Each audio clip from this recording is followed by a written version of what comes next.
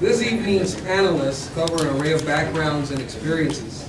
It is our hope that through their sharing, we can have a better appreciation of the contribution men make to the nursing profession and what the future holds for all of us.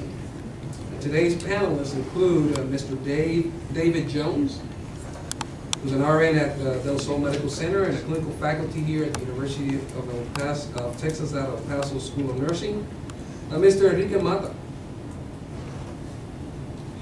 who's also a registered nurse and a senior program officer with Paso del Sol Health Foundation. Mr. Hugo Mesa, an intensive care nurse at Providence Memorial Hospital, and Colonel John Modell, Deputy Commander for Patient Services and Nursing at William Beaumont Medical Center. For the next several minutes, I'll go ahead and just field a couple of questions and then allow the panelists just select which ones they would like to answer. And then after that, we'll leave the floor open for any questions and answers that you might have for them. So I'm going to begin, and I would actually like to ask each one of the panelists to tell us what led you into nursing. And at this time, we'll take the same opportunity during that, answering that question, to tell us a little bit about where you come from and your background. So, anyone can start?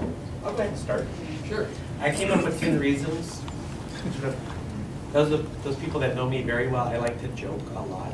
So I was trying to come up with 10 funny reasons, but I couldn't come up with 10 funny reasons, so I just came up with 10 reasons. I was actually sick a lot as a child, so spent a lot of time going to the hospital, getting shots, and I noticed that, geez, some shots hurt, some don't. What's that about? Family influence. I had a lot of nurses in my family.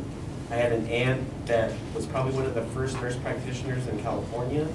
My mom was a nurse, cousins, so it was sort of like the family business. And when I was there, like that guy talked about, it was sort of like the right time to be there. I'd gone to a couple of years of school. I was like, yeah, I'm not sure what I wanted to do. I started watching people that were going to nursing school, and they were doing these things called assessments. And you were supposed to be smart, and that sounded like something fun. I was very curious, and I learned that people had to answer questions you asked them. And you weren't called nosy, you were actually encouraged to do that. And I liked to experiment. My poor little brother, I know when my mom got me a microscope, I had gotten some blood slides from the hospital. Well, I decided those were too old. So I wanted fresh blood, so I called my brother over and stabbed him. Had blood everywhere over the kitchen table, and trying to keep him from screaming. I'm looking at microscopes. I really liked math and science, how things worked.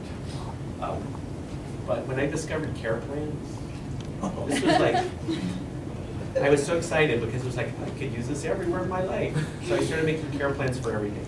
How I bought my next car, where I lived with my next job. So I really liked those. I liked hearing stories about people.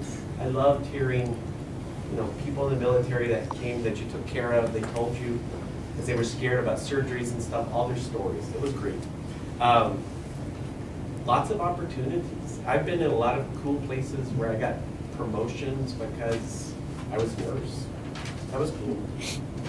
I discovered I liked teaching when I went to work with Yvonne over at Del Sol. I started that in 2001. I did that for 3 or 4 years. And then I came to the university in 2007, discovered I really liked teaching this group of students. And then I sort of got put into the scenario development and discovered I really, really liked how that worked. That sort of drew me in. I grew up in Carlsbad, which those of you that have driven through. Everyone thinks it's a nice town. I'm not that fond of it. 25,000 people, it only has a river, that's it. So I was very happy to get to El Paso. It was a big city to me. And it was less anonymous. You could do all sorts of stuff. And people weren't picking up the phone and calling your parents. It was a big draw. Thank you. And I graduated from this school. I was going to ask that. You graduated from school. How about you? I'll go next. My name is Hugo Mesa. I'm an RN BSN. I graduated from this school, and I'm going to finish my master's in family nurse practitioner this summer. Yes. me, I went straight from the BSN into the MSN while I was working. It was very difficult working and going to school, but I managed to do it. For me, there was no aha moment in nursing. I came from a high school, Silver Magnet High School, which has high school students that are interested in going to the medical field, experience how it is. They take you to vet clinics, they'll take you to the hospital. So for me, I was 16 years old. There I am, a little kid, a bunch of 16 years old, and they took me to the intensive care unit at UMC, Thompson. And true story, I almost fainted. I saw, the most blood ever, gash, open head. It was a motorcycle accident. And some nurse actually picked me up and leaned me against the wall. And I just felt very lightheaded. From that day on, I knew that I wanted to be there.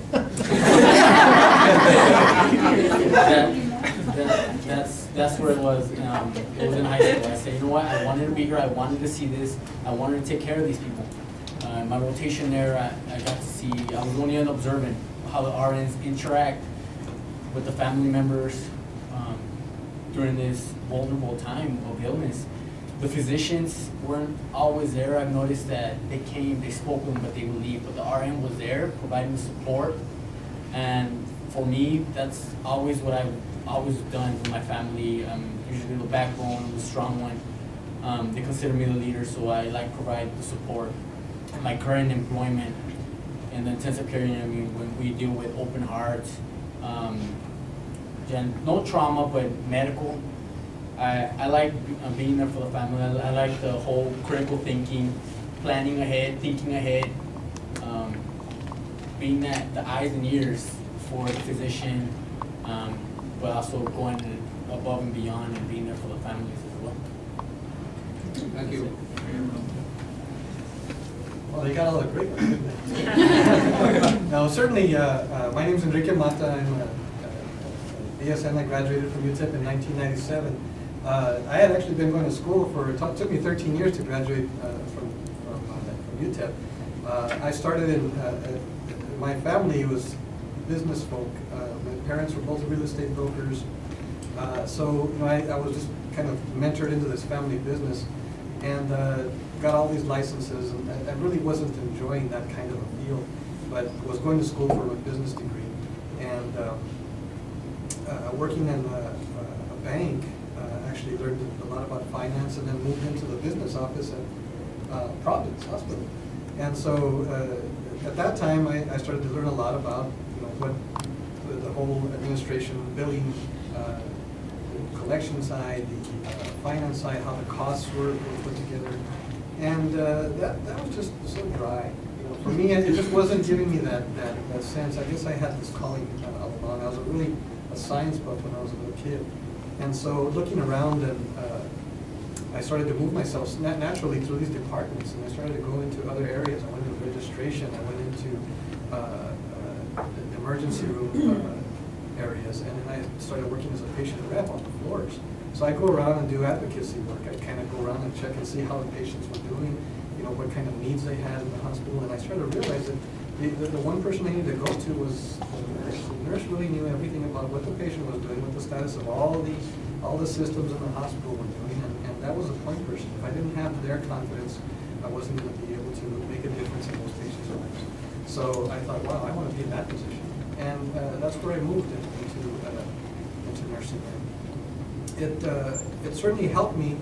Certainly, I didn't lose what I learned in business, and over the years, the two have kind of molded together. I started a company, and folks would have called it a collection agency, but I used a lot of the philosophy from nursing, which was about holistic views of family and health, and really established a company that's been around now for 20 years. And the philosophy there is not so much to collect bills from patients, but more to identify who actually is responsible for paying this before the patient actually gets to their true portion. And so that company continued to run. As the hospital was sold, I was part of the transition team that took the Providence Memorial Hospital not-for-profit into what we call now Paso Norte Health Foundation. So that $135 million that was the net proceeds from the sale became an asset to this community. At the time, folks were looking at it as a prevention. What's that? You know, how do you take this not-for-profit hospital away from this community and turn it into some kind of a nebulous group?